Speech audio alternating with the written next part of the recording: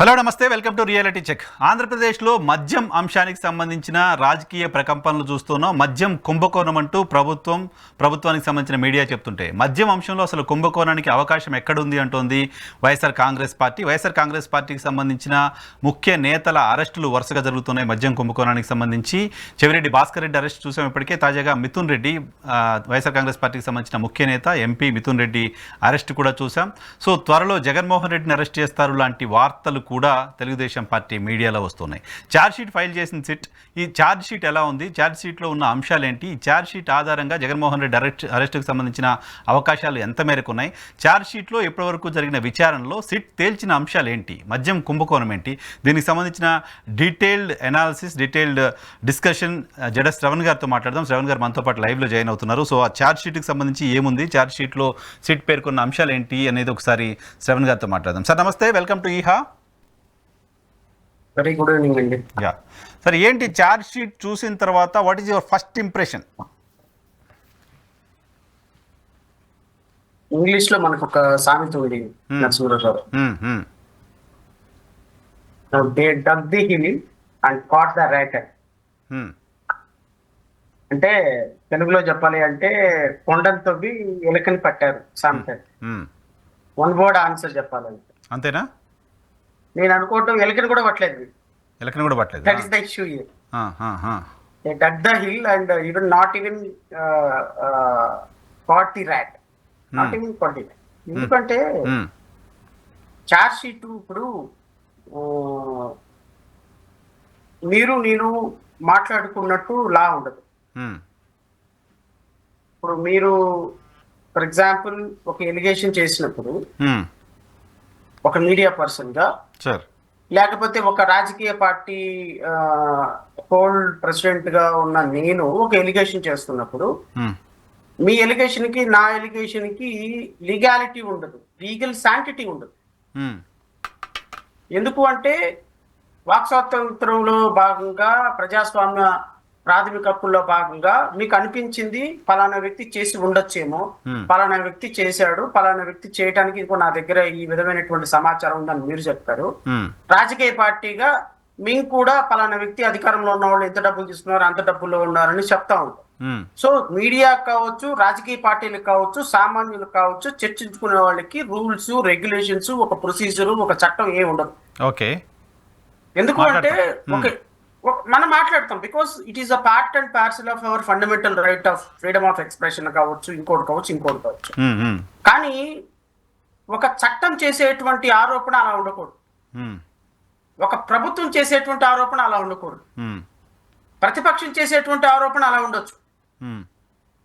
2019లో జగన్మోహన్ రెడ్డి చంద్రబాబు నాయుడు 6 లక్షల కోట్ల రూపాయలు దోచుకున్నారు అని గత ప్రభుత్వం ఆరోపణ చేసిన, ఇప్పుడు 3,500 కోట్ల రూపాయలు దోచుకున్నాడు జగన్మోహన్ రెడ్డి అని ఈ ప్రభుత్వం ఆరోపణ చేసిన, ఏ ఆరోపణ చేసినా ప్రతిపక్షాలుగా ఉన్నప్పుడు ఆరోపణ చేసేది వేరు, పాలక పక్షంలోకి వచ్చి ప్రభుత్వాలుగా ఏర్పడి పోలీసుల ద్వారా, సిట్ ద్వారా, న్యాయస్థానాల ద్వారా, లేకపోతే వ్యవస్థల ద్వారా ఇన్వెస్టిగేషన్ చేయించి ఒక ఛార్జ్ షీట్ రూపంలో కోర్టులో జమ చేసినప్పుడు, కోర్టులో దాన్ని పొందుపరిచినప్పుడు దానికి ఉండే శాంటిటీ వేరు.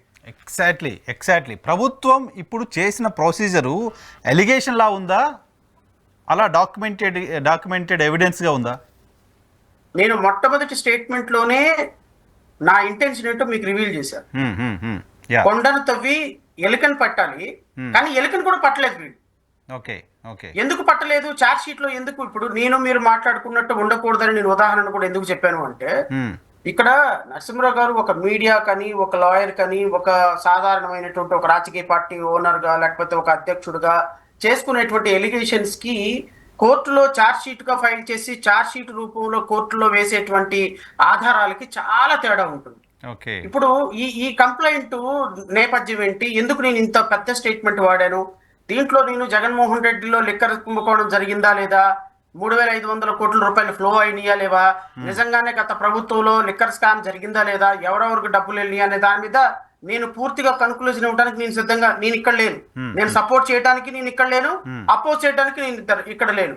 ఎందుకంటే గత ప్రభుత్వంలో 2014 నుంచి 19 వరకు జరిగినటువంటి కుంభకోణాల్లో చంద్రబాబు నాయుడు కేసు పెట్టినప్పుడు, చంద్రబాబు నాయుడు మీద కేసు పెట్టినప్పుడు ప్రభుత్వాలు కేసు పెట్టడం ఆ సందర్భంలో కూడా నేను చంద్రబాబు నాయుడు సపోర్ట్ చేశాను. అవును. చంద్రబాబు నాయుడు ఎందుకు సపోర్ట్ చేశాను అంటే, మీరు ఒక ముఖ్యమంత్రి స్థాయి అధికారిని అరెస్ట్ చేసినప్పుడు, ఒక ముఖ్యమంత్రి స్థాయి రాజకీయ నాయకుడిని అరెస్ట్ చేసినప్పుడు, ఒక ముఖ్యమంత్రి స్థాయి వ్యక్తిని, వ్యవస్థలో అత్యంత కీలకమైనటువంటి వ్యక్తిని అరెస్ట్ చేసేటప్పుడు, జస్ట్ లైక్ దట్ ఒక వేగు ఇన్ఫర్మేషన్ తోటి, వేగు ఎలిగేషన్ తోటి అరెస్ట్ చేస్తే అది మన వ్యవస్థకే నష్టం.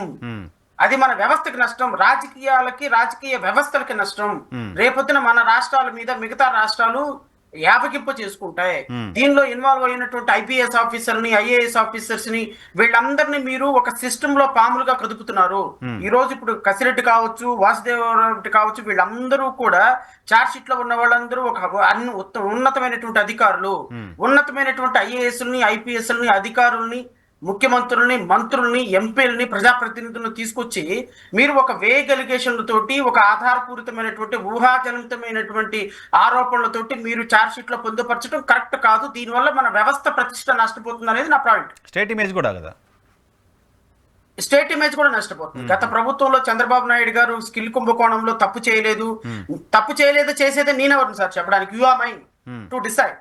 నేను ఒక సాధారణమైనటువంటి ఒక రాజకీయ పార్టీకి సంబంధించినటువంటి అధ్యక్షుడిగా, ఒక సాధారణమైన న్యాయవాదిగా, నేను ఛార్జ్ షీట్ ఫైల్ చేసిన ప్రతి సందర్భంలో కూడా వీళ్ళు న్యాయస్థానాల్లో శిక్ష పడేటట్టు చేయాలి, ప్రభుత్వాలు అవినీతి అరికట్టాలని నాకు ఉంటుంది. My intention is to see that one should not escape from the legal clutches. Legal clutches లో నుంచి ఎవరు తప్పించుకోవడానికి నేను తప్పించుకోకూడదు. ఎందుకు అంటే, ఒక ఎలిగేషన్ చేసినప్పుడు అందులో ఒక సాధారణమైనటువంటి వ్యక్తి మీద ఎలిగేషన్ చేసి, ఒక సాధారణమైనటువంటి వ్యక్తి మీద ఎలిగేషన్ చేసి, వాళ్ళు ఏదో జస్ట్ లైక్ దట్ ఒక కానిస్టేబుల్, ఒక సిఐ, ఒక ఎస్ఐ ఇన్వెస్టిగేషన్ చేసి ఛార్జ్ షీట్ ఫైల్ చేసి కేసు ఓడిపోతే that is a different issue. కానీ ఒక ఐపీఎస్ బృందం ఏర్పడి కొన్ని సంవత్సరాల పాటు ఒక ఇన్వెస్టిగేషన్ చేసి, ఈ రాష్ట్రంలోనే అత్యున్నతమైనటువంటి క్యాబినెట్ కి బాధ్యత వహించేటువంటి ఒక ముఖ్యమంత్రి మీద మీరు ఎలిగేషన్ చేసి ఛార్జ్ షీట్ ఫైల్ చేసినప్పుడు ఏ విధమైనటువంటి సబ్స్టాన్షియల్ ఎవిడెన్స్ ఉండాలి, డాక్యుమెంటరీ ఎవిడెన్స్ ఉండాలి, ఓరల్ ఎవిడెన్స్ ఉండాలి, సర్కమ్స్టెన్సెస్ ఎవిడెన్స్ ఉండాలి, సపోర్టింగ్ ఎవిడెన్స్ ఉండాలి, డాక్యుమెంటరీ ఎవిడెన్స్ ఉండాలి. బికాస్ 409, 420 అనేది అది ఒక పబ్లిక్ సర్వెంట్ చేసేటువంటి ఒక తప్పు. 409 కి లైఫ్ ఇంప్రిజన్మెంట్ పడే శిక్ష ఉన్నప్పుడు దాన్ని పూర్తిగా డాక్యుమెంట్ల రూపంలోనే తీసుకురావాలి బయటికి.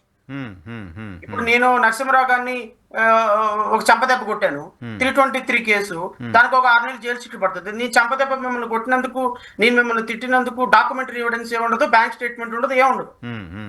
సో ఇది కంప్లీట్ గా ఓరల్ ఎవిడెన్స్ మీద శ్రవణ్ కుమార్ నరసింహరావు గారిని కొట్టారు, నరసింహరావు శ్రవణ్ కుమార్ ని తిట్టాడు, ఎవరో పక్కన వాళ్ళు ఎవరో వింటారు, వాళ్ళు వచ్చి కోర్టుకు వచ్చి సాక్ష్యం చెప్తారు. కానీ ఈ కేసెస్ అలా కాదు కదా.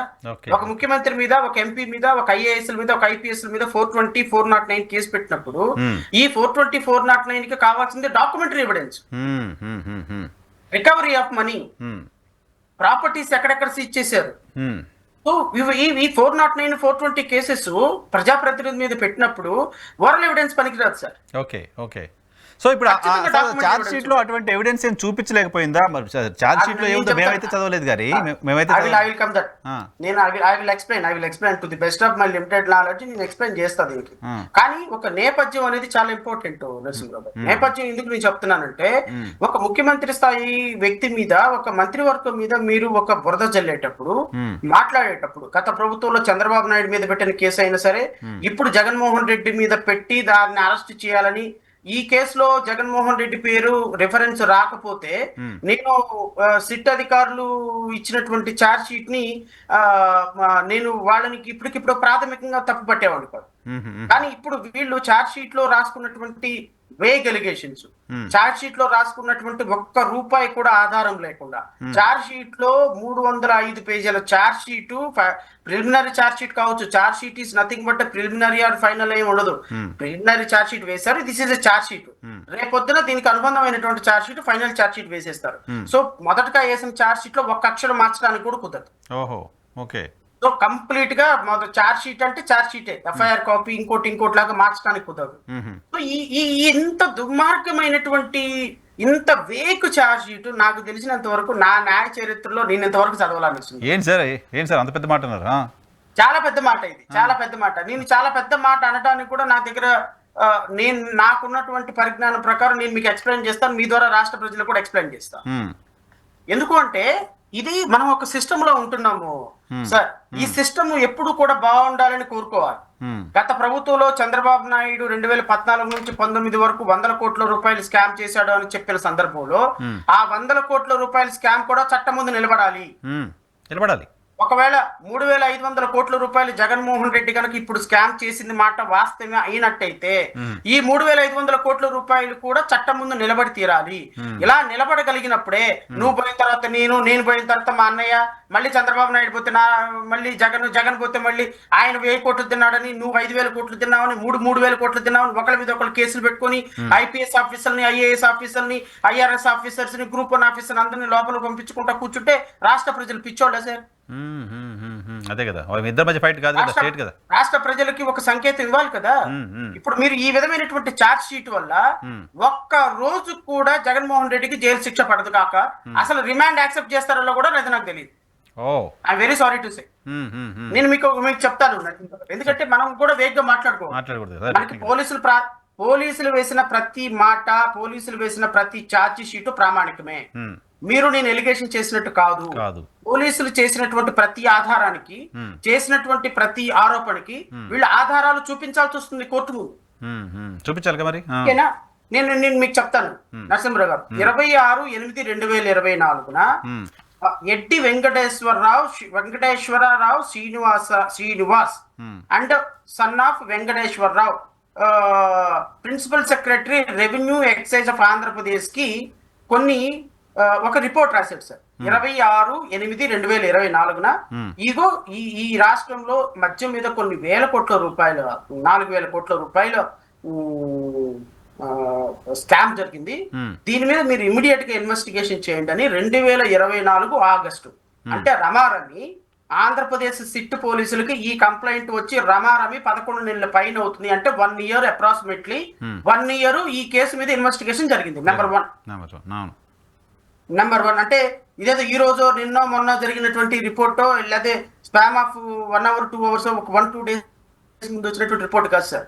వీళ్ళకి వచ్చినటువంటి రిపోర్ట్ ప్రిన్సిపల్ సెక్రటరీ ఎగ్జామిన్ చేసిన తర్వాత దాన్ని మళ్ళీ అటు తిప్పి ఇటు తిప్పి ఎగ్జామిన్ చేసి సిట్ అధికారులు వేసి ఆ సిట్ అధికారులు అందరూ కూడా కన్ఫర్మ్ చేసుకున్న తర్వాత సార్ 20/9/2024 సిఐడి పోలీసులు crime number 21/2024 under section 409 and 420, 120B of IPC ఇది ఆయన కంప్లైంట్ ని రిజిస్టర్ చేశారు సార్. అంటే ఎప్పుడులో రిజిస్టర్ చేశారు సార్?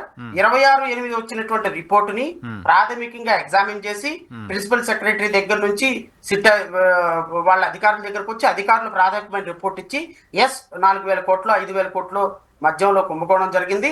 సో ఈ కుంభకోణం మీద జరిగినటువంటి కుంభకోణాన్ని మీరు ఇన్వెస్టిగేషన్ చేయొచ్చు, ప్రాథమిక ఆధారాలు ఉన్నాయి. తర్వాత దాన్ని సిఐడికి రాస్తే సిఐడి ఒక 10 రోజులు తేడాలు అంటే 23/9 అంటే 26వ తారీఖున కంప్లైంట్ ఇస్తే 1 month లోనే రిపోర్ట్ తయారు చేసేస్తారు సార్. అంటే ఇంచుమించుగా రమారమి సిఐడి ఆఫీసులు, సిఐడి పోలీసులు, ఐపీఎస్లు, ఐపీఎస్ లో ఉన్నటువంటి ఇంత అత్యున్నతమైనటువంటి వ్యవస్థ 1 year అప్రాక్సిమేట్ గా దీని మీద ఇన్వెస్టిగేషన్ చేసింది అన్న విషయం మర్చిపోకూడదు. 409 and 420 అంటే అర్థం ఏంటి అంటే మీకు తెలుసు, ఈ 409, 420 ప్రాథమికంగా కంప్లీట్ డాక్యుమెంటేషన్ మీద కేవలం అంటే ఆరోపణల మీద కాకుండా only oral evidence, direct evidence మీద కాకుండా కంప్లీట్ డాక్యుమెంటరీ ఎవిడెన్స్ మీదే నిలబడేటువంటి case 409 and 420. So other than document ఈ 409 లో ఓరల్ ఎవిడెన్స్ పనికిరావు. ఎందుకు అంటే నువ్వు పెట్టింది కేసు ఏదో అన్లాఫుల్ అసెంబ్లీ కేసు కాదు. తర్వాత ఈ కేసు పెట్టిన తర్వాత ఈ కేసులో వీళ్ళు రాసినటువంటి ఛార్జ్ షీట్ ని నేను గమనిస్తే నరసింహరావు గారు ఇది అంతా కంప్లీట్ గా వీళ్ళు రాసినటువంటి ఛార్జ్ షీట్ లో అసలు ఫస్ట్ నుంచి ఇప్పటి వరకు వీళ్ళ ఎలిగేషన్ ఏందో చెప్తాను మీకు. Number 1, officials were installed in a key positions to do this bidding of the accused person to act as per their directions. Number 1 ఆరోపణ ఏంటి అంటే ఈ అధికారులు ఎవరైతే ఈ కేసులో రాజశేఖర్ రెడ్డి కావచ్చు, శ్రీధర్ రెడ్డి కావచ్చు, అవినాష్ రెడ్డి కావచ్చు, ముప్పాడ అవినాష్ రెడ్డి కావచ్చు, వీళ్ళందరూ కూడా ఫస్ట్ 2019లో ఎప్పుడైతే ఈ గవర్నమెంట్ మారిందో లిక్కర్ పాలసీ అంటే 2014 నుంచి 19 వరకు లిక్కర్ అంతా కూడా ప్రైవేట్ వ్యక్తుల చేతిలో ఉంది. అవును. గవర్నమెంట్ మారిన తర్వాత ఏమైపోయింది, పాలసీ మొత్తాన్ని చేంజ్ చేసి దీన్ని గవర్నమెంట్ టేక్ ఓవర్ చేసింది. జగన్మోహన్ రెడ్డి ప్రభుత్వం టేక్ ఓవర్ చేసింది. సో ఏ లిక్కర్ రూపాయి అమ్మినా ఆ రూపాయి ప్రభుత్వం అకౌంట్ లోకి వెళ్తుంది తప్ప ప్రైవేట్ వ్యక్తుల దగ్గర ఉండదు. సో 3,500 బ్రాందీ షాపులు కావచ్చు, లిక్కర్ షాపులు కావచ్చు, కంప్లీట్ గా ప్రభుత్వ ఆధీనంలోనే ఉంది. కానీ 2014 నుంచి 19 వరకు అమ్మినటువంటి లిక్కర్ సేల్స్ చూసుకుంటే 19 నుంచి 24 వరకు అమ్మిన లిక్కర్ సేల్స్ చాలా ఎక్కువ. ఓకే. గవర్నమెంట్ కి రెవెన్యూ లాస్ లేదు. ప్రాబబ్లీ 2019 నుంచి 24 వరకు షాపులు ఎక్కువ ఉన్నాయి, మద్యం రేట్లు తక్కువ ఉన్నాయి. 2019 నుంచి 24 వరకు షాపులు తక్కువ ఉన్నాయి, మద్యం రేట్లు ఎక్కువ. ఓకే. సో అందువల్ల గవర్నమెంట్ కి ప్రాఫిట్ వచ్చింది. సో గవర్నమెంట్ కి లాస్ లేదు. కానీ ఇక్కడ వీళ్ళు చెప్పేటువంటి చార్జ్ షీట్ లో చెప్పేది ఏంటంటే అసలు ఫస్ట్ ఈ పాలసీ నెంబర్ 1, ఈ పాలసీలో డిస్టిలరీ దగ్గర నుంచి కిక్ బ్యాక్ డబ్బులు తీసుకోవడానికి ఫస్ట్ లోనే వీళ్ళు పాలసీని మార్చడానికి వాళ్ళకి సంబంధించిన అధికారుల్ని రెస్పెక్టివ్ ప్లేసెస్ లో పెట్టారనేది మొదటి allegation. I don't think so దానికి సస్టైనబిలిటీ ఉందని నేను అనుకోను. ఇప్పుడు ఒక ప్రవీణ్ ప్రకాష్ తీసుకెళ్లి ఒక ప్రిన్సిపల్ సెక్రటరీగా వేశారు. ప్రిన్సిపల్ సెక్రటరీగా నేను మొదట్లోనే కిక్ బాక్స్ తీసుకోవడానికి డబ్బులు తీసుకోవడానికి ప్రిన్సిపల్ సెక్రటరీని అక్కడేశాను, వాసుదేవ్ రెడ్డిని ఇక్కడేశాను, సుబ్బారావుని ఇక్కడేశాను, వెంకట్రావుని ఇక్కడేశాను అనేది it is not illegal or improper. So మీరు రేపొద్దున క్రైమ్ ని కనెక్ట్ చేయడానికి ఈ వాదన ఉపయోగపడొచ్చేమో తప్ప mere posting particular person in particular person is not illegal. Number 1. Number 2, the entire policy was changed to ensure that the entire process of liquor trade would now be controlled manually. So అంతవరకు ఉన్నటువంటి online process ని తీసేసి manual process లో పెట్టారు అనేది ఇంకొక అభియోగం. So overall గా పాలసీని మార్చారు. పాలసీని గవర్నమెంట్ మార్చుకుంటుంది. ఇది ప్రైవేట్ పాలసీ, ఇది గవర్నమెంట్ పాలసీ. మళ్ళీ 2024లో నువ్వు మళ్ళీ లిక్కర్ పాలసీని తీసుకెళ్లి ప్రైవేట్ వ్యక్తుల చేతిలో పెట్టారు. సో పాలసీని మార్చుకోవటం పర్సే ఈస్ నాట్ ఇల్లీగల్. అధికారులను పోస్ట్ చేయటం ఈజ్ నాట్ ఇల్లీగల్ అండ్ అది పాలసీని మార్చడం ఈజ్ నాట్ ఇల్లీగల్. మాన్యువల్ నుంచి ఆన్లైన్ కి వచ్చారు, ఆన్లైన్ నుంచి మాన్యువల్ కి వచ్చారు అనేది is not a illegal. And ఎంత దారుణం అంటే వీళ్ళు ఈ పాలసీని ఇట్లా మార్చిన తర్వాత రిజల్టెంట్లీ immense financial gain to the time of approximately of about 3,500 crores were accrued to the accused and also certain powerful persons at the expenses of the public at large as per the picture which has emerged from the investigation. So what is the final conclusion of the charge sheet is ఈ పాలసీని change చేసి వీళ్ళందరినీ key positions లో పెట్టి 3,500 కోట్ల రూపాయల అక్రమాలకి పాల్పడ్డారు వీళ్ళందరూ కూడా అనేది ఎలిగేషన్. ఈ 3,500 కోట్ల రూపాయలు ప్రభుత్వానికి రావాల్సిన రెవెన్యూ తగ్గిందని కాదు ఎలిగేషన్ ఇక్కడ. సో త్రూ డిస్టిలరీస్ ద్వారా వాళ్ళ దగ్గర నుంచి 12 నుంచి 20% డబ్బులు తీసుకొని ఆ డిస్టిలరీలకి ఈ పర్మిట్లు ఇవ్వటం ద్వారా వీళ్ళు 3,500 కోట్ల రూపాయలు గెయిన్ చేశారు అనేది ఇంపార్టెంట్. అండ్ ఇంకా వెరీ ఫన్నీగా చెప్తాను మీకు, ఇంకా ఇంకా ఇంకా ముందుకెళ్ళేకుంది ఇంకా చాలా విడ్డూరాలు వస్తాయి. ది అక్యూజ్డ్ మీన్స్ ఎవరెవరైతే వీళ్ళందరూ ఉన్నారు వీళ్ళందరూ the accused planned the change in the excise policy and also modalities to ensure that they would receive large kickbacks. Majority portion of such kickbacks was received in a cash, gold, bullion, etc. Further, the accused also planned the rotation of money from the liquor suppliers, manufacturers to themselves, their family members and our associates. Investigation is underway to unreveal the high-level, multi-level financial transaction to unearth the entire set of beneficiaries of the accused and persons identified so far. ఈ 3,500 కోట్ల రూపాయలంట sir cash రూపంలో కొంత వచ్చిందంట, gold రూపంలో కొంత వచ్చిందంట, bullion రూపంలో కొంత వెళ్ళింది అంట, తర్వాత షెల్ కంపెనీస్ పేరు మీద కొంత వెళ్ళింది అంట. ఎంత నుంచి 3,500 కోట్ల రూపాయలు ఎక్కడి నుంచి వెళ్ళింది, ఎలా వెళ్ళింది, ఏం వెళ్ళింది, క్యాష్ ఎలా వెళ్ళింది, entire charge sheet is silent about. అది ఎక్కడ లేదు, దానికి సంబంధించిన ఎవిడెన్స్ లేదు, డాక్యుమెంట్ లేదు, ఎవిడెన్స్ లేదు. అంటే ఇంకా దుర్మార్గం ఏంటి అంటే ఇంకా దురదృష్టం ఏంటి అంటే, ఇంకా ఫన్నీ థింగ్ ఏంటి అంటే, వీళ్ళు చార్జ్ షీట్ లో రాసుకుంటారు Narasimharao garu, it is further revealed during investigation, అంటే మా విచారణలో తేలింది ఏంటి అంటే, that the cash was received in the form of kickbacks. అంటే కిక్ బ్యాక్స్ అంటే సార్ డబ్బు మూటలు kickbacks was distributed to the voters during the general elections 2024 for the purpose of inducing the voters to vote for the YSRCP party. This was corroborated by the statements of LW 142, 162, 167, 167, 1/2/2024. అంటే ఈ సాక్షులందరి విచారణలో చేయలేని దాని ప్రకారం the గౌరవనీయులైనటువంటి IPS officers, పెద్ద పెద్ద ర్యాంకర్లు ఉన్నటువంటి 30 సంవత్సరాల ఎక్స్పీరియన్స్ ఉన్న ఐపీఎస్ ఆఫీసర్లు అందరూ తేల్చింది ఏంటి అంటే, Narasimharao garu, it is further revealed during investigation that the cash was received in the form of kickbacks was distributed to the voters during general election 2024 for the purpose of inducing the voters to vote for the YSRCP. So 2024లో జరిగినటువంటి general elections లో ఈ 3,500 కోట్ల రూపాయల్లో భాగాలు kick backs రూపంలో వచ్చిన డబ్బంతా 2024లో వైఎస్ఆర్సీపీ ఓటర్లు డబ్బులు పంచడం కోసం ఈ కిక్ బ్యాక్స్ ని జనరల్ ఎలక్షన్ లో వైఎస్ఆర్సీపీ వాళ్ళు స్పెండ్ చేశారు. This is the finding of SIT. ఇప్పుడు నేనేం అడుగుతానంటే, ఫస్ట్ ఆఫ్ ఆల్ 2024లో వైఎస్ఆర్సీపీ 3,500 కోట్ల రూపాయలు ఎలక్షన్ లో డబ్బులు పంచుతుంటే, ఎలక్షన్ అబ్జర్వర్లుగా, ఎలక్షన్ ఆఫీసర్లుగా ఉన్నటువంటి కలెక్టర్లు, ఆర్డీఓలు వీళ్ళందరూ ఏం చేస్తున్నారు? నెంబర్ 1, ఎవరెవరైతే ఈ 3,500 కోట్ల రూపాయల దొంగ డబ్బుని డబ్బు రూపంలో తీసుకున్నటువంటి ఓటర్లందరినీ మీరు ఎక్యూజులుగా జాయిన్ చేస్తున్నారు లేదా? ఎగ్జాక్ట్లీ. ఇప్పుడు వాళ్ళు కూడా లిక్కర్ కుంభకోణంలో భాగం అవుతారా? ఇప్పుడు వాళ్ళు బాగా ఎందుకు? ఇప్పుడు నేను ఒక 10 రూపాయలు ఎవరి దగ్గర దొంగతనం చేశాను అనుకోండి సార్, 10 రూపాయలు దొంగతనం చేసుకొచ్చి నేను నీకు దానికి ఇచ్చిన, నీకు ఇష్టం ఉన్నా లేకపోయినా సెక్షన్ 411 ప్రకారం receiving of stolen property is also an offence. Okay okay okay receiving of stolen property is also an offence. But నువ్వు డ్యూరింగ్ ట్రైల్ లో ఏమనయ్యా నాకు తెలియదు ఇది దొంగ డబ్బు అని, వాళ్ళు ఏదో ఇచ్చారు నేను తీసుకున్నానని చెప్పేసి మీరు ప్రూవ్ చేసుకుంటే తప్ప మీరు బయటకు రావడానికి లేదు.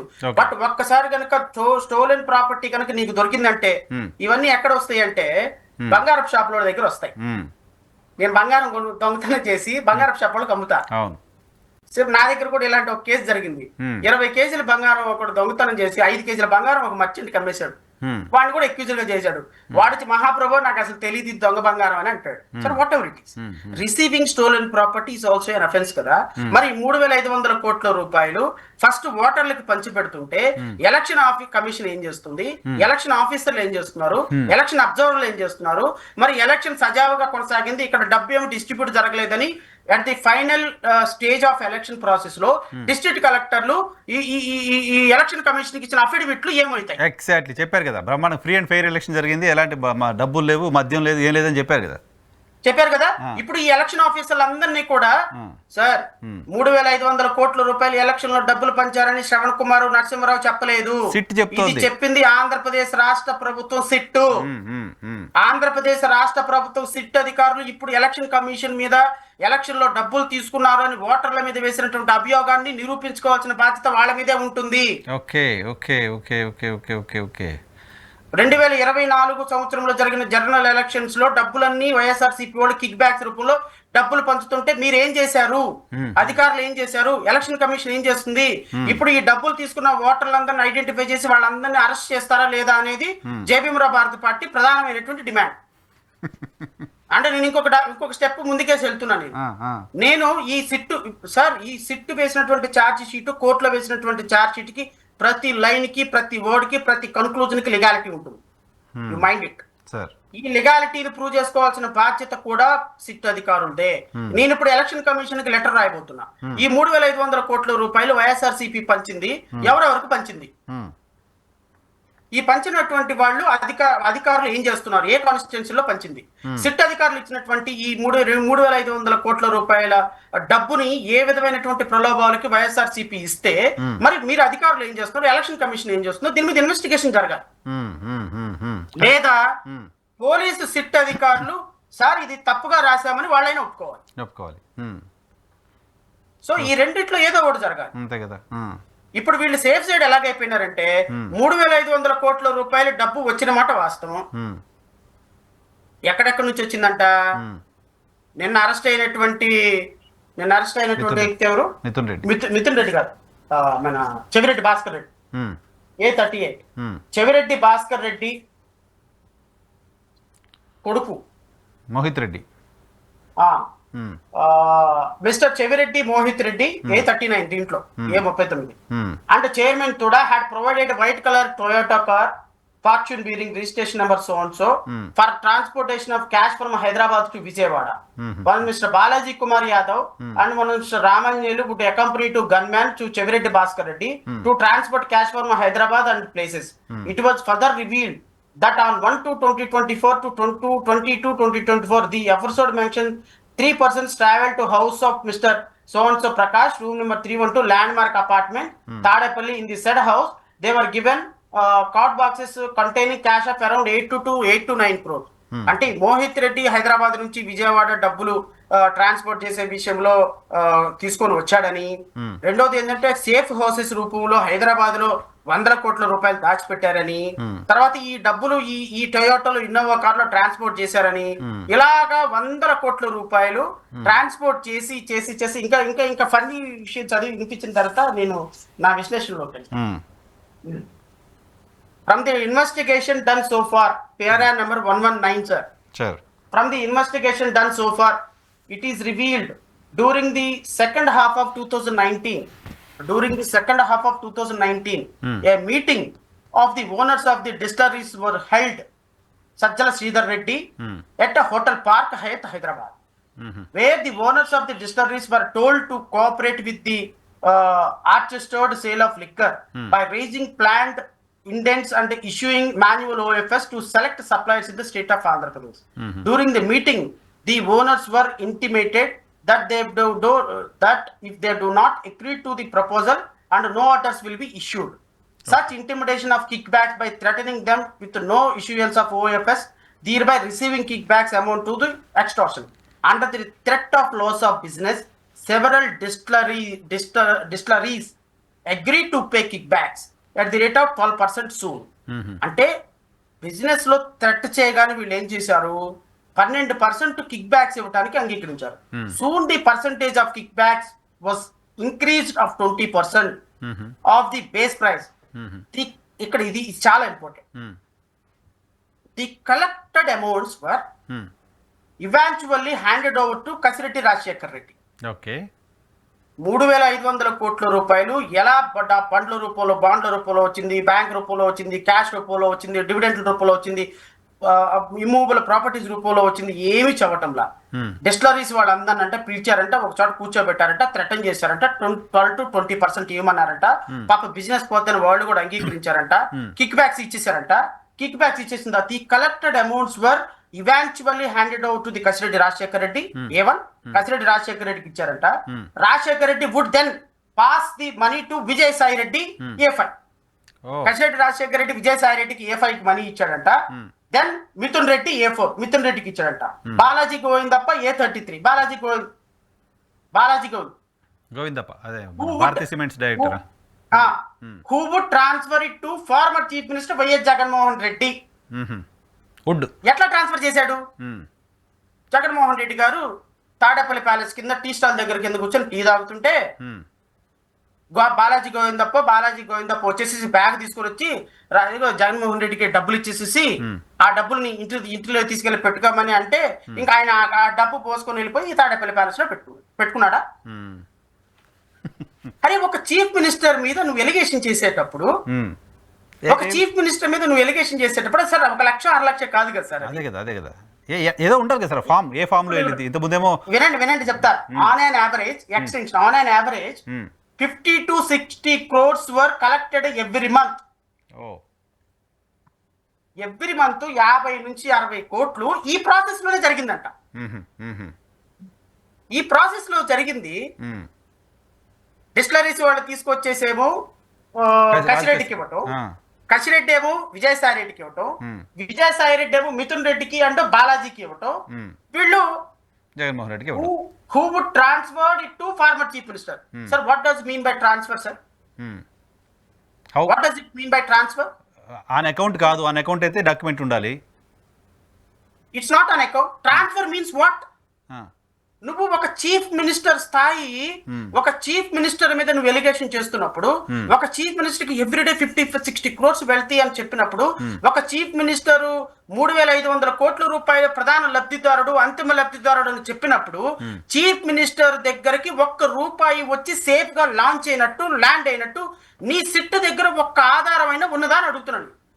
ఉండాలి కదా. ఏముంటుంది ఇప్పుడు ఇన్ కేస్ వాళ్ళు తీసుకున్న రాజ్ గోవిందప్పో, విజయసాయి రెడ్డో, మిథున్ రెడ్డో వీళ్ళైనా చెప్పు ఉండాలి కదా. వాళ్ళు చెప్తే జస్ట్ ఓవరాల్ స్టేట్మెంట్ వర్త్ ఉంటుందా sir? Overall statement Mithun Reddy అను, విజయసాయి రెడ్డి అను పలానా వాళ్ళు నేను ఆయనకు ఒక 100 కోట్ల రూపాయలు ఇచ్చాను అని చెప్తే సరిపోతుందా సార్? అదే కదా. నేను ప్రధానమంత్రి మోడీకి 10 కోట్లు ఇచ్చానని చెప్తాను సార్. నేను ప్రధానమంత్రి మోడీకి 10 కోట్లు ఇచ్చానని చెప్తే సరిపోతుందా సార్? నేను ప్రధానమంత్రి మోడీకి 10 కోట్లు ఇచ్చానని 10 మందిని సాక్ష్యం చెప్పిస్తే సరిపోతుందా నరసింహరావు గారు? Where is money? Money sir. ఇప్పుడు జగన్మోహన్ రెడ్డికి వచ్చినటువంటి 3,500 కోట్ల రూపాయలతో 3,000 నేను ఒక మాట చెప్తాను సార్. నార్మల్ గా ట్రయల్స్ ఎలా, నేను లీగల్ పాయింట్ ఆఫ్ వ్యూ లోనే మాట్లాడుతున్నా. ఎందుకంటే మనం ఏదో వేగ్గా రాజకీయ నాయకులు మాట్లాడినట్టు మాట్లాడుకోవద్దు. ప్రజలకు ఒక మంచి సందేశం వెళ్ళాలి, ప్రజలకి ఒక లీగాలిటీ మీద ఇన్ఫర్మేషన్ వెళ్ళాలి సార్. నన్ను నా ఇంట్లో ఒక 20 సవర్ల బంగారం 10 లక్షల డబ్బు పోయింది సార్. నేను వెళ్ళి కంప్లైంట్ ఇచ్చాను, అమ్మా నా దగ్గర ఒక 20 సవర్ల బంగారం 10 లక్షల డబ్బు పోయిందని చెప్పి కంప్లైంట్ ఇచ్చాను. అని మీరే కంప్లైంట్ ఇచ్చారు, మీ ఇంట్లోనే ఒక 10 లక్షల డబ్బు 20 సవర్ల బంగారం పోయింది. ఒక నెల రోజుల తర్వాత పోలీసులు నన్ను పట్టుకున్నారు. నన్ను పట్టుకొని ఏమయ్యా నరసింహారావు వాళ్ళ ఇంట్లో నువ్వు 10 లక్షల డబ్బు 20 లక్షల బంగారం దొంగతనం చేసావు కదా. వాళ్ళు ఏదో 4 దెబ్బలు కొట్టేసరికి సరే సార్ అన్నాను. ఆ 10 లక్షల డబ్బు ఏం చేసావు అని అడుగుతారు. సార్ 1,00,000 రూపాయలు పలానా టీవీ కొన్నా, 1,00,000 రూపాయలు పెట్టి పలానా గేమ్ ఆడా, 1,00,000 రూపాయలు పెట్టి మా ఫ్రెండ్కి ఒకటికి బైక్ కొనిచ్చా, ఇంకా 7 లక్షల రూపాయలు 6 లక్షల రూపాయలు నా దగ్గర ఉంది సార్. వీళ్ళందరూ వెళ్ళి ఆ ఎవరెవరైతే నేను ఖర్చు పెట్టాను నా మనీ అంతా రికవరీ చేసుకుని రావు. కరెక్ట్ చేస్తారు కదా. నెంబర్ 2, నా దగ్గర ఉన్నటువంటి 6 lakhs రూపీస్ తీసుకోవాలి. ఇంకొక 20 సవర్ల బంగారం పెట్టి అదంతా కరిగిచ్చేసి నేను ఫర్ ఎగ్జాంపుల్ ఇది గోల్డ్ వాచ్ చేయించుకున్నాను. నేనే తినేయను కదా సార్. ఫామ్ లో ఉంటుంది అది. ఆ ఫామ్ లో ఉన్నదేందో పట్టుకుంటే తప్ప నీ మీద cheating case, sorry 379 theft case అవ్వదు sir. Unless there is a recovery from your side, police cannot made simple allegation of that you committed a theft అని. అట్లాంటిది నేను జగన్మోహన్ రెడ్డి 3,500 కోట్లు కాదండి, 35,000 కోట్లు తిన్నాడు. ఎజీబా మూమెంట్ అనుకుందాం, 35,000 కోట్లు తిన్నాడు అనుకున్నాం. అసలు 3,500 కోట్ల రూపాయలకి కనీసం 35 రూపాయలు కూడా జగన్మోహన్ రెడ్డి దగ్గర దొరకని పరిస్థితుల్లో ఈ రేపొద్దు నీ ఛార్జ్ షీట్ లో ఏం నిలబడుతుంది ఈ కేసు? అదే కదా. రేపొద్దు నువ్వు ఇప్పుడు 1 year తర్వాత మీకు ఎప్పుడు ఎఫ్ఐఆర్ వచ్చింది? 24/8వ తారీఖున ఎఫ్ఐఆర్ వచ్చింది. అవును, సారీ ఇన్ఫర్మేషన్ వచ్చింది. Last 1 year what you people did? ఏం చేశారు? ఒక సంవత్సరం పాటు ఏం చేస్తున్నారు? సంవత్సరం పాటు ఒక చీఫ్ మినిస్టర్ మీద మీరు ఎలిగేషన్ చేసేటప్పుడు ఒక ఆధారం సంపాదించలేరా? 1 రూపాయి ఆయన దగ్గర నుంచి పట్టుకోలేరా? 1 రూపాయి ఒక బ్యాంక్ స్టేట్మెంట్ తీసుకోలేరా? ఈ డబ్బు 3,500 కోట్ల రూపాయలతో ఇదిగో పలానా డబ్బులు కొన్నాడు, లేకపోతే పలానా ఆస్తి కొన్నాడు, లేకపోతే పలానా వాళ్ళకి డబ్బులు ఇచ్చాడు, లేకపోతే పలానా సేఫ్ హౌస్ లో డబ్బులు పెట్టాడు అంటే ఇమాజిన్ చేసుకొని 2024లో పలానా అపార్ట్మెంట్ లో 1000 కోట్లు దాచిపెట్టారండి, పలానా అపార్ట్మెంట్ లో 200 కోట్లు దాచిపెట్టారండి, పలానా అపార్ట్మెంట్ లో సేఫ్ హౌస్ పెట్టి దాచిపెట్టండి. ఇప్పుడు వెళ్ళి చూస్తే అపార్ట్మెంట్ లో ఏముండదండి, పూడిదే ఉందండి మొత్తం. పలానా 2024 జనవరిలో అండి 10 కార్లతోటి డబ్బులు ట్రాన్స్పోర్ట్ చేశారండి. ఆ 10 కార్లతోటి ట్రాన్స్పోర్ట్ చేసేసి ఆ 10 కార్లు డబ్బు వచ్చిందండి. మరి ఇప్పుడు ఆ కార్లు ఎక్కడున్నాయి? డబ్బు తీసుకొచ్చాడా అంటే సీసీ కెమెరాలో డబ్బులు కార్లు వచ్చినాయండి. హైదరాబాద్ నుంచి కార్లు వచ్చినాయి. సీసీ కెమెరాలో నుంచి హైదరాబాద్ నుంచి కార్లు వస్తే డబ్బు ఉన్నట్టేనా? బూడిదన్న కనపడాలి, బూడిదన్న కనపడాలి కదా, కనీసం బూడిదన్న ఎవిడెన్స్ అవుద్దేమో, బూడిదన్న కనపడాలి కదా.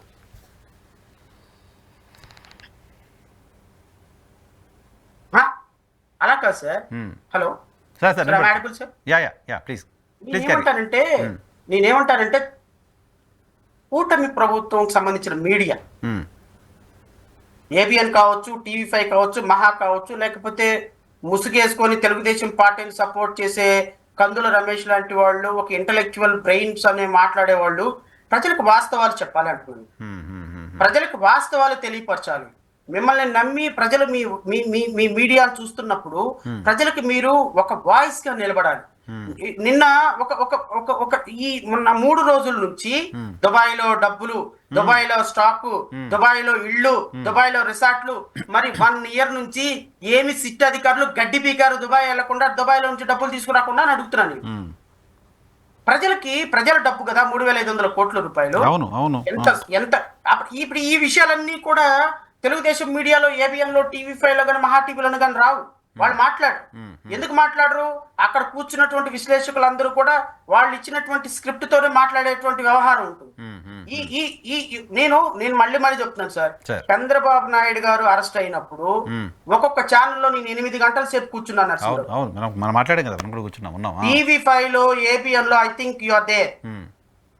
8 గంటల సేపు కూర్చొని నేను చంద్రబాబు నాయుడు గారి అరెస్ట్ తప్పు, ఒక ముఖ్యమంత్రిని ఇంత వేగ్ ఎలక్షన్స్ లో అరెస్ట్ చేయకూడదు, ఆధారాలతో అరెస్ట్ చేయాలి తప్ప ఆధారాలు సేకరించడానికి అరెస్ట్ చేయకూడదు అని చెప్పాను. ఇప్పుడు ఈ రోజు జగన్మోహన్ రెడ్డి అనేటువంటి వ్యక్తి ఒక ముఖ్యమంత్రి, నో డౌట్. ఆయన అన్యాయం చేశాడా, న్యాయం చేశాడా, తప్పు చేశాడా, రైట్ చేశాడా అనేది నేను I'm not going in to that. నేను ఒక లీగాలిటీ ఆస్పెక్ట్ లో ఒక రాష్ట్ర ప్రభుత్వం ఒక వ్యక్తి తప్పు చేశాడు, ప్రజల డబ్బు 3,500 కోట్ల రూపాయలు తిన్నారు అనే అభియోగం చేసినప్పుడు ఆ 3,500 కోట్ల రూపాయలు తప్పు చేసినటువంటి వ్యక్తికి శిక్ష పడే విధంగా వ్యవహరించకుండా కేవలం మరి కిక్ బ్యాక్స్ ఇచ్చినటువంటి డబ్బులు తీసుకున్న A1 అరెస్ట్ చేశారు, మరి విజయసాయి రెడ్డి డబ్బులు తీసుకున్న A5 ఎందుకు అరెస్ట్ చేయలేదు సార్ మీరు? అదే కదా సార్. ఒక నిమిషం. ఇప్పుడు ఈ కొంతమందిని అప్రూవర్ గా మార్చి వాళ్ళతో ఏదో చేపిస్తారు.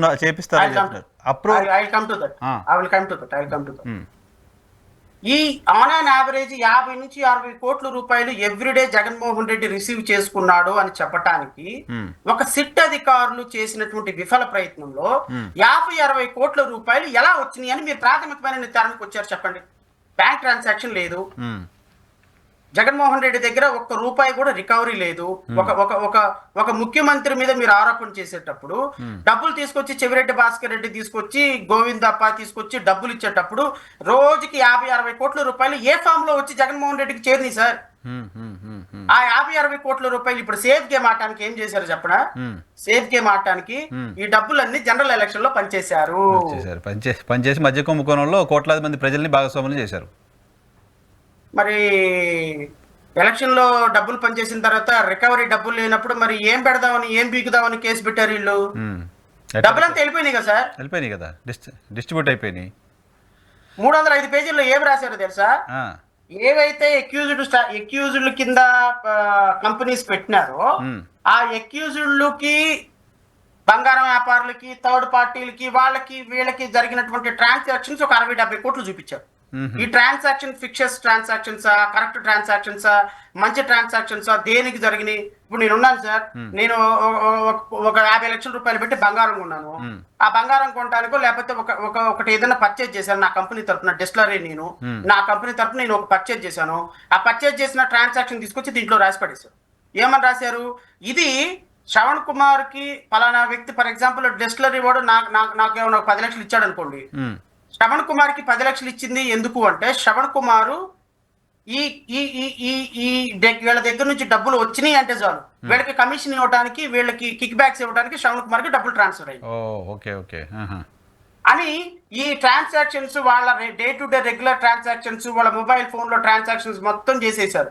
నేను వాళ్ళు చేశారా చేయలేదా, మంచా చెడ్డ నేను అనటంలా, 3,500 కోట్ల రూపాయలు మీరు ఒక ముఖ్యమంత్రికి అంతిమ లబ్ధిదారుడు డబ్బులు ఈయనకు వచ్చినాయి, ఈయన డబ్బులు తీసుకున్నాడు, రోజు ఈయనకి 50-60 కోట్ల రూపాయలు ఈయన చేతికి అందని అన్నప్పుడు ఈయన దగ్గర మీరు ఎందుకు రికవరీ చేయలేదు? ఎందుకు ఈయనకి డబ్బులు ఎలా వచ్చినాయో పట్టించుకోలేదు? ఎందుకు ఎలక్షన్ కమిషన్ కి డబ్బులు పంచుతున్నారు, డబ్బులు పంచాడనే కన్క్లూజన్ కి వచ్చారు? ఈ కిక్ బ్యాక్స్ ఎవరెవరు తీసుకొచ్చారు? కిక్ బ్యాక్స్ మోసిన వాళ్ళు ఎవరు? కిక్ బ్యాక్స్ ని ఆపరేట్ చేసిన వాళ్ళు ఎవరు? ఈ ఓవరాల్ గా ఈ 20% లంచాలు ఇచ్చినటువంటి డిస్టిలరీ ఓనర్లు ఎందుకు మీరు అరెస్ట్ చేయలేదు? వాళ్ళని అరెస్ట్ చేయాలి కదా, కరెక్ట్, వాళ్ళు కూడా కదా, లంచం ఇచ్చినోడు కూడా నేరస్తులే కదా. సో ఈ కాన్స్పిరసీ థియరీలో అరెస్ట్ జరగాల్సినటువంటి వాళ్ళు ఎంతమంది ఉన్నారు? విజయసాయి రెడ్డితో మొదలు పెట్టుకుంటే, డిస్టిలరీ ఓనర్స్ దగ్గర నుంచి మొదలు పెట్టుకుంటే, కిక్ బ్యాక్స్ మోసిన వాళ్ళ దగ్గర నుంచి మొదలు పెట్టుకుంటే, ఈ వీళ్ళకి ప్రైవేట్ క్యారియర్స్ గా వర్క్ చేసిన వాళ్ళని పట్టుకుంటే, ప్రతి ఒక్క చోట కొన్ని వందల మంది అరెస్ట్ చేసుకుంటూ వస్తే నాకు తెలిసి 3,500 కోట్ల రూపాయలు ఎవరెవరికైతే ఎలక్షన్ లో డిస్ట్రిబ్యూట్ చేశారో వాళ్ళందరిని అరెస్ట్ చేస్తే నాకు తెలిసి భారతదేశంలో జైళ్ళని సరిపో.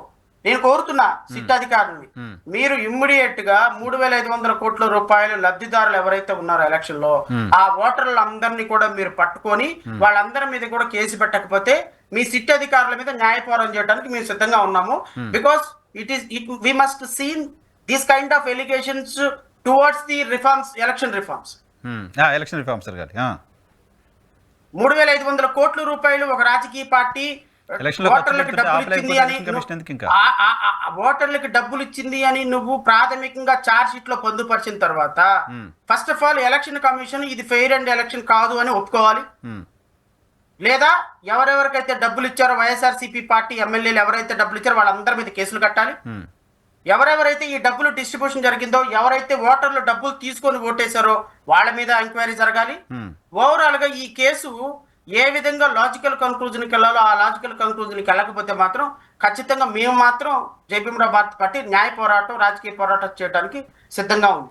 I'm very clear. ఓకే ఇదేంటి సార్ అప్రూవల్ సంగతి ఏంటి? అప్రూవల్గా మారుతారు, అప్రూవల్గా మారుస్తారు కొంతమంది అంటున్నారు. అప్రూవల్గా మారే పాసిబిలిటీ ఏమైనా ఉందా? అప్రూవల్గా మారిన వాళ్ళు చెప్పిన మాటలకు ఉండే శాంటిటీ ఏంటి? అంటే నేను అనుకోవటం విజయసాయి రెడ్డి అప్రూవర్ గా మారే అవకాశాలు ఫెయిర్ గా ఉంది. ఎందుకంటే విజయసాయి రెడ్డి ఇచ్చినటువంటి ఇన్ఫర్మేషన్ తోనే ఇంత మొత్తం జరిగింది. వాళ్ళ మధ్య ఉన్నటువంటి ఫైనాన్షియల్ ట్రాన్సాక్షన్స్ వల్లనే Vijayasai Reddy is the main culprit in the entire scene because he only passed information to government. నాకున్నటువంటి ప్రాథమికమైనటువంటి రాజకీయ అవగాహన తోటి చెప్తున్నాను. మేబీ ఆయన ఇచ్చాడో లేదో నాకు తెలియదు. అందుకోసమని విజయసాయి రెడ్డిని అరెస్ట్ చేయకుండా ఏ 5 అరెస్ట్ చేయకుండా ఏ 38 ఏ 39 అరెస్ట్ చేసి వెళ్ళిపోతున్నారు. సో రేపొద్దున నాకు తెలిసి విజయసాయి రెడ్డికి వాళ్ళ అల్లుడు శరత్చంద్రారెడ్డి ఎక్కడైతే ఢిల్లీ లిక్కర్ స్కామ్ లో ఎలా అయితే ఆయన అప్రూవర్ గా మారి బెయిల్ మీద బయటకు వచ్చాడో, నాకు తెలిసి విజయసాయి రెడ్డి కూడా అప్రూవర్ గా మారే అవకాశం ఉంది. అప్రూవర్ గా ఆయన డిక్లేర్ చేశారంటే ఖచ్చితంగా ఆయన అరెస్ట్ కాడు. ఒకవేళ అరెస్ట్ అయిన తర్వాత అయినా సరే అప్రూవర్ గా మారితే మాత్రం బెయిల్ వచ్చేస్తుంది. అంటే ఆయన అప్రూవర్గా మారడం అనేది ఈ కేసులో ఏ మేరకు కీలకంగా ఉండే అవకాశం ఉంది అనేది పాయింట్. ఆయన అప్రూవర్ గా మారితే ఎంత, మారకపోతే ఎంత? అసలు ఇప్పుడు 100 సంవత్సరం తర్వాత వేసిన 306 పేజీల్లో 360 పేజీల చార్జ్ షీట్ లో కనీసం మాట్లాడుకోవడానికి, చర్చించుకోవడానికి ఒక పదం లేదు, ఒక అంశం లేదు, ఒక ఎవిడెన్స్ లేదు, ఒక సర్కమిషన్స్ ఎవిడెన్స్ లేదు, ఒక రిపోర్ట్ లేదు, ఒక ప్రాపర్ ఎంక్వైరీ లేదు, ఒక ప్రాపర్ ఇన్వెస్టిగేషన్ లేదు.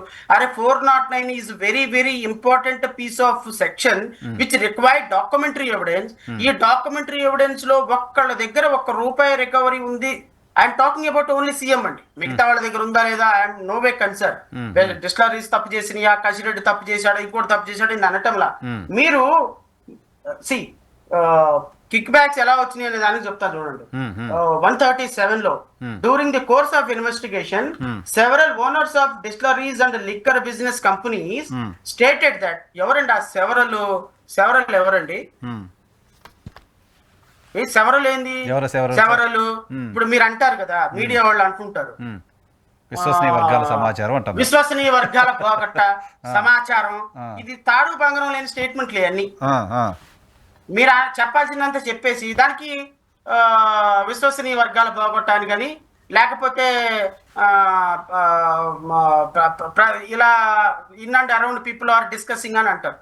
అక్కడ ఉన్న వాళ్ళందరూ చర్చించుకుంటున్నారు, ప్రజల్లో తీవ్ర చర్చాంశనీయమైంది అని. ఆ చర్చ ఉండదు, పోవడం ఉండదు. అలాగే వీళ్ళు కూడా చూడండి, during the course of investigation several owners of distilleries and liquor business companies stated that after agreeing to pay kickbacks at prescribed rates based on the category of liquor, they were forced to arrange the cash payments on a regular basis.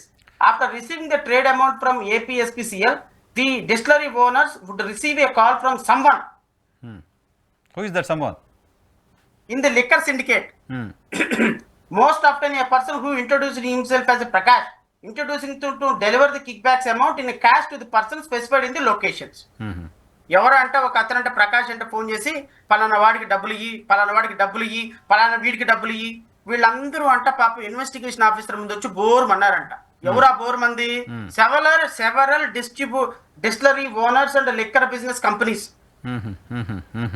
ఎవరా several?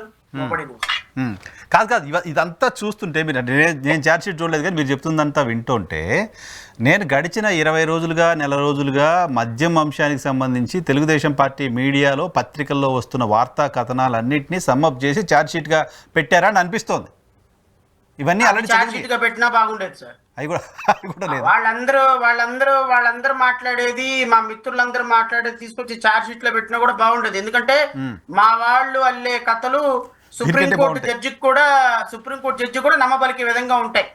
అద్భుతమైనటువంటి కథలు అల్లటంలో అక్కడ కూర్చున్న వాళ్ళు అదే పద్ధతి, మా మోడరేటర్లు అదే పద్ధతి, అద్భుతమైనటువంటి పద్ధతుల్లో మా కథలు అల్లుతారు. అలా అద్భుతంగా కూడా కథ లేదనేది నా బాధ. ఓకే కానీ కనీసం కన్విన్సింగ్ గా కాదు, కనీసం నమ్మబుల్ గా లేదు సార్. నేనంటే అన్నాను, నేను ప్రతి పదం మీకు చదివి వినిపించాను సార్. సింపుల్ వాళ్లే సబ్స్టాన్స్ లో రాసుకున్నారు సార్. నేనేమంటానంటే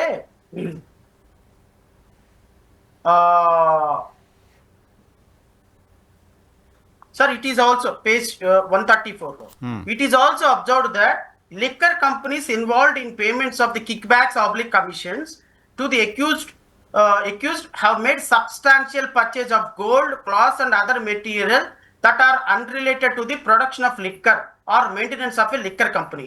It is reasonably believed that the distilleries and the liquor companies have used such transactions to mask the payment of the kickbacks and commission. Kickbacks, ఈ డిస్టిలరీ కంపెనీస్ అండ్ ఈ companies అంతా కూడా gold కొనేసి, cloth కొనేసి, other material కొన్నారంట. ఆ other material which is no way related to liquor కంపెనీకి సంబంధించినవి కాదంట. మరి ఆ గోల్డ్ కొని ఈ జగన్మోహన్ రెడ్డికి, కసిరెడ్డికి ఇచ్చారంటే వాళ్ళ వాదన. అట్లాంటప్పుడు మరి గోల్డ్ సీజ్ చేయండి సార్. గోల్డ్ కనపడాలి కదా. క్లాత్ సీజ్ చేయండి సార్, వేసుకున్న బట్టలు సీజ్ చేయండి, క్లాత్ సీజ్ చేయండి. మిస్టర్ గారు, ఇది 409. నేను చాలా మంది ఐపీఎస్లు, మాజీ ఐపీఎస్లు వీళ్ళు మాట్లాడింది విన్నా. ఊరికే సొల్లు సోది తప్ప దాంట్లో ఏ విషయం ఉండదు. 409 కి లైఫ్ ఇంప్రిజన్మెంట్, జగన్మోహన్ రెడ్డికి లైఫ్ పడుతుంది. అంటే శిక్ష ఎఫ్ఐఆర్ కాపీ 409 పెడితే 14 సంవత్సరాలు పడిపోతా? 7 సంవత్సరాలు 420 ఉంటే 420కి 7 సంవత్సరాలు శిక్ష పడిపోతుందా? అలా కాదు కదా. మనం ఒక ఆఫీసర్ గా కూర్చున్నప్పుడు, కాస్త చదువుకున్నప్పుడు పోలీసుల వాదన ఏంటి సార్? 3,500 కోట్ల రూపాయలు జగన్మోహన్ రెడ్డి తిన్నాడా లేదా నాకు తెలియదు. నేను అనుకుంటున్నా తిన్నాడనే భావిస్తున్నా. వాళ్ళ మంత్రివర్గం అంటే తిన్నదనే భావిస్తున్నా. నేను ఐఆమ్ విత్ కూటమి ప్రభుత్వం, I am with SIT, but where is the proof? నువ్వు ఈ విధంగా ఛార్జ్ షీట్ వేస్తే, ఈ విధంగా ఇమాజినేషన్, ఊహలు, ఇమాజినేషన్ అంటే ఒక ఊహా ప్రపంచంలో తిరుగుతూ హైదరాబాద్ నుంచి టొయోటా కార్లు వచ్చినాయి, వరుసనే 10 కార్లు వచ్చినాయి, ఎవ్రీడే 50 కోట్ల డబ్బు వచ్చింది. ఆ డబ్బంతా తీసుకెళ్లి సేఫ్ హౌస్ లో పెట్టారు. ఈ సేఫ్ హౌస్ లో పెట్టిన డబ్బంతా కూడా తీసుకెళ్లి కసిరెడ్డికి ఇచ్చారు. కసిరెడ్డి విజయసాయి రెడ్డికి ఇచ్చాడు. విజయసాయి రెడ్డి మిథున్ రెడ్డికి ఇచ్చాడు. మిథున్ రెడ్డి గోవింద్కి ఇచ్చాడు. గోవింద్కి తీసుకొచ్చి జగన్మోహన్ రెడ్డికి ఇచ్చాడు. ఏంటి సార్ ఇది? 50-60 కోట్ల రూపాయల రోజుకి ఇదే ట్రాన్సాక్షన్ జరుగుతూ ఉంటే మీరు గాడిదలు కాస్తున్నారా పోలీసులు? ముఖ్యమంత్రి డబ్బు అయినా సరే, ఇంకో డబ్బు అయినా సరే, ఇంకో డబ్బు అయినా పట్టుకోవాల్సిన బాధ్యత పోలీసులకు లేదా? ఏ ప్రభుత్వం అయినా పోలీసు బాధ్యత అయితే మర్చిపోకూడదు కదా సార్. ఈ డబ్బు మీకు దొరకనప్పుడు, ఈ డబ్బు మీకు ఎక్కడుందో దొరకనప్పుడు, ఈ డబ్బు మూలాలు దొరకనప్పుడు నువ్వు రేపొద్దున ఏ విధంగా జగన్మోహన్ రెడ్డిని అరెస్ట్ చేస్తావు చెప్పండి? అరెస్ట్ చేసి ఏం తీసుకెళ్తావు జడ్జి దగ్గరికి? జడ్జి దగ్గరికి తీసుకెళ్ళిన తర్వాత ఫస్ట్ ప్రశ్న జడ్జి ఒకటే అడుగుతారు sir, what is his involvement in the particular case అని అడుగుతారు సార్. సార్ అంతిమ లబ్ధిదారుడు మాజీ సీఎంఏ సార్ అంటే, అంతిమ లబ్ధిదారుడు మాజీ సీఎంఏ ఎట్లా అని అడిగాడు అనుకోండి, what is the answer? Evidence ఎట్లా? ఎంత సీజ్ చేశాడు ఆయన దగ్గర డబ్బులు? 3,500 కోట్ల రూపాయల ఎలిగేషన్ కదా. How much money you recovered from the position of the accused అన్నాడు అనుకోండి. సార్ ఇదిగో జగన్మోహన్ రెడ్డి దగ్గర 2019 నుంచి 2024 వరకు కొన్న ప్రాపర్టీస్, ఇదిగో ఇంత ప్రాపర్టీస్ ఇన్వెస్ట్ చేశాడు, ఇదిగో ఇంత డబ్బు ఇన్వెస్ట్ చేశాడు, ఇదిగో ఇన్ని ప్రాపర్టీస్ కొన్నాడు, ఇదిగో ఇన్ని వేల కోట్ల రూపాయలు పలానా వాళ్ళకి ఇచ్చారు. యు మస్ట్ సపోర్ట్ కదా, ఉండాలి మరి. పోనీ ఇంకా ఈయన దగ్గర ఈయన అకౌంట్ లో 3,000 కోట్ల రూపాయల డబ్బు ఉంది, ఇదిగో ఈ డబ్బంతా కూడా పలానా వ్యక్తుల దగ్గర నుంచి ట్రాన్స్ఫర్ అయింది, ఇదిగో పలానా కసిరెడ్డి దగ్గర నుంచి ట్రాన్స్ఫర్ అయింది, పలానా డిస్టిలరీల నుంచి జగన్మోహన్ రెడ్డికి ట్రాన్స్ఫర్ అయింది, లేకపోతే పలానా వ్యక్తి దగ్గర నుంచి గోవిందప్ప దగ్గర నుంచి ట్రాన్స్ఫర్ అయింది అమౌంట్, ఇదిగో పలానా ఇప్పుడు ఆయన దగ్గర నుంచి ట్రాన్స్ఫర్ అయిన అమౌంట్ ఫర్ ఎగ్జాంపుల్ విజయసాయి రెడ్డికి సంబంధించి ఏదో ఒక కంపెనీ ఉందనుకుందాం, ఆ కంపెనీలో నుంచి జగన్మోహన్ రెడ్డికి షల్ కంపెనీ ఉంటే జగన్మోహన్ రెడ్డి షల్ కంపెనీకి where Jaganmohan Reddy is a managing director or Bharathi cements కి వెళ్ళినాయా, సాక్షి గ్రూప్ కి వెళ్ళినాయా, లేకపోతే అసోసియేట్ గ్రూప్స్ కి వెళ్ళినాయా, లేకపోతే ఈ షల్ కంపెనీలు పెట్టిన దాంట్లో జగన్మోహన్ రెడ్డి కానీ వాళ్ళకి సంబంధించినటువంటి వ్యక్తులు ఎవరైనా ఉన్నారా? అరే యు మస్ట్ ఎస్టాబ్లిష్ సంథింగ్ కదా. అదేమీ లేదు, మొత్తం చార్జ్ షీట్ అది ఎక్కడ లేదు. 305 పేజీల చార్జ్ షీట్ సార్. 305 పేజీల చార్జ్ షీట్ లో చివరికి వీళ్ళు తేల్చింది ఏంటి అంటే జగన్మోహన్ రెడ్డి అంతిమ లబ్ధిదారుడు 3,500 కోట్లకి. హౌ అంటే as per their imagination as per their hypothetical version of thinking లో వాళ్ళు హెల్సియేషన్ లోకి వెళ్ళిపోయి మీడియా ట్రాప్ లో పడిపోయి బహుశా నాకు తెలిసి వాళ్ళు ఎవ్రీడే ఏబిఎన్ టీవీ5 చూస్తున్నారేమో సిట్ అధికారులు నాకు అనిపిస్తుంది.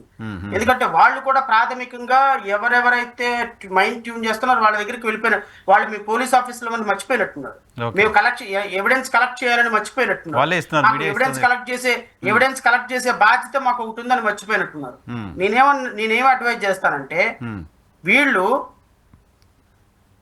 చార్జ్ షీట్ లో రాసేటప్పుడు ఇదిగో ఈ విధంగా మనీ రూట్ అయింది, ఇదిగో ఈ విధంగా 3,500 కోట్ల రూపాయలు లూటీ జరిగిందనేది మాకు ఒక ప్రాథమికమైనటువంటి అవగాహన ఉంది. ఈ ప్రాథమికమైనటువంటి అవగాహనలో ఎక్కడెక్కడైంది, ఎలా అయింది, ఎంత అమౌంట్ అయింది రికవరీ చేయడానికి మాకు కొంత సమయం కావాలి. సో ఫర్దర్ ఛార్జ్ షీట్ లో మేము మిగతా అన్ని విషయాలు వహిస్తామన్న కన్క్లూజన్ ఇవ్వకుండా ఆపాలి. కానీ వీళ్ళు పొలిటికల్ మోటివ్ ఎక్కడ బయటపడుతుంది అంటే ఈ 3,500 కోట్ల రూపాయలకి అంతిమ లబ్ధిదారుడు జగన్మోహన్ రెడ్డి అని కన్క్లూజన్ ఇవ్వడం తోటి అసలు జగన్మోహన్ రెడ్డి పేరుని సినిమాల్లో టు బి కంటిన్యూడ్ అని సెకండ్ పార్ట్ అప్పుడు వేస్తారు చూడండి. మళ్ళీ అలా నెక్స్ట్ జగన్మోహన్ రెడ్డి దగ్గరికి వెళుతున్నాం, జగన్మోహన్ రెడ్డి దగ్గరికి సంవత్సరం నుంచి వెళ్లకుండా గాడిదలు కాస్తున్నారా అంటున్నాను నేను. అంతే కదా, ఏడాది చిన్న టైం కాదు కదా ఒక ఇన్వెస్టిగేషన్ ఏజెన్సీకి. అంతే దట్టు ఇవన్నీ కూడా డాక్యుమెంటరీ ఫామ్ లో ఉంటాయి, ఇవన్నీ డాక్యుమెంటరీ ఫామ్స్ లో ఉంటాయి. నీకు డాక్యుమెంటరీ ఫామ్ లో అంటే పాలసీ మార్చాడు కాబట్టి 3,500 కోట్లు. సార్ ఒక నిమిషం, ఇక్కడ పాలసీ అంటే ఇప్పుడు ఈ మొత్తం ఎంటైర్ ఎపిసోడ్లో ఎక్సైజ్ శాఖకు కానీ ఎక్సైజ్ డిపార్ట్మెంట్కి కానీ దానిలో ఉన్న ఆఫీసర్స్ కానీ ఐఏఎస్లకు కానీ వీళ్ళకి ఎవరికి సంబంధం ఉండదా? వాళ్ళు ఎవరు ఈ కేసుతో రిలేట్ అయినట్టు కాదా? పాలసీ అంటే మీరు గుర్తొచ్చింది అంటే సార్ ఇప్పుడు వీళ్ళు ఎలా ఉంటుంది అంటే it is a manipulated and targeted investigation. So మిమ్మల్ని ఫిక్స్ చేయడానికి మాత్రమే ఇన్వెస్టిగేషన్ ఇది. This is called table investigation. This entire investigation charge sheet is prepared at the house of ruling party members. It's not prepared in the police station, it seems. Okay. CID office లో తయారైందని నేను అనుకోను. CID office లో తయారైతే ఇలా ఉంటదు. ఎందుకు అంటే ఇది ఎవరెవరైతే మనకి సహకరిస్తున్నారో వాళ్ళు వదిలేయటం, విజయసాయి రెడ్డి లాంటి వాళ్ళు వదిలేయటం, ఎవరెవరైతే మనం టార్గెట్ బేస్డ్కి వెళ్తున్నామో వాళ్ళ పేర్లన్నీ రాసేసేయటం. ఇప్పుడు మిథున్ రెడ్డిని ఎందుకు అరెస్ట్ చేశారు, లేకపోతే ఆయన ఎవరు ఒంగోలులో పోటీ చేశాడు మొన్న ఎంపీ చెవిరెడ్డి భాస్కర్ రెడ్డిని ఎందుకు అరెస్ట్ చేశారు, వాళ్ళ దగ్గర ఏమైనా అమౌంట్ దొరికిందా, వాళ్ళు ట్రాన్స్పోర్ట్ చేశారా, వాళ్ళ అమౌంట్ ఏమైనా రికవరీ అయిందా వాళ్ళ దగ్గర నుంచి? I don't think so. They are very much silent about. రేపొద్దున జగన్మోహన్ రెడ్డి అరెస్ట్ చేసిన కూడా రిమాండ్ ఇస్తారు. రిమాండ్ ఇవ్వడానికి ఏముంది, జడ్జి దగ్గరికి వెళ్ళి వీళ్ళు 3,500 కోట్లు స్కామ్ చేశారు రిమాండ్ ఇవ్వండి అంటే ఇస్తారు రిమాండ్. అల్టిమేట్ గా రేపొద్దున కేసు నిలబడదు, రిమాండ్ ఇచ్చేటప్పుడు ఇవన్నీ చూడరు కదా. రేపొద్దున వీళ్ళు ఈ విధమైనటువంటి వేక్ ఛార్జ్ షీట్ వేసి ఒక్క రూపాయి కూడా ఆయన దగ్గర రికవరీ లేకుండా 3,500 కోట్ల రూపాయలు ఒక్క నయా పైసా కూడా జగన్మోహన్ రెడ్డి దగ్గర సేఫ్ హౌస్ లో ఉందో, జగన్మోహన్ రెడ్డి ఒక రూపాయి ఆస్తి కొన్నాడో, జగన్మోహన్ రెడ్డి ఒక రూపాయి జేబులో వేసుకున్నాడో, జగన్మోహన్ రెడ్డి ఎలా లబ్ధిదారుడో చెప్పకుండా టీవీలు మీడియాలంతా కూడా వేల కోట్ల రూపాయలు తిన్నాయి అని చెప్పడం వల్ల మీరు ఏ సంకేతం ఇవ్వాలనుకుంటున్నారు రాష్ట్ర ప్రజలకి? ఇప్పుడు ఏమవుతుంది నరసింహరావు గారు, నా బాధ ఏంటంటే వీళ్ళు చేసినటువంటి దుర్మార్గాల వల్ల ఐఏఎస్లు ఐపీఎస్లు రేపొద్దున అన్యాయంగా జగన్మోహన్ రెడ్డి లోపలికి వెళ్ళాడు అనుకున్నాం మాట వరుసకి. ఎందుకు ఇప్పుడు ఆధారాలు లేకుండా అరెస్ట్ చేస్తే ఎవడైనా కూడా ఖచ్చితంగా నేను నిర్దోషిని అంటాడు, నేను తప్పు చేసినప్పటికి కూడా. ఇప్పుడు లోపలికి వెళ్ళాడు, ఎవరెవరైతే ఐపీఎస్ ఆఫీసర్లు ఐఏఎస్ ఆఫీసర్లు దీని అనుకున్నారో అందరూ రేపు టార్గెట్ చేస్తారు. న్యాచురల్గా ఆయన పవర్లోకి వస్తే చెప్తాడు కదా, ఓపెన్ గానే చెప్తున్నాడు కదా చేస్తారని. ఇప్పుడు రేపొద్దున వ్యవస్థ ఏమైపోద్ది?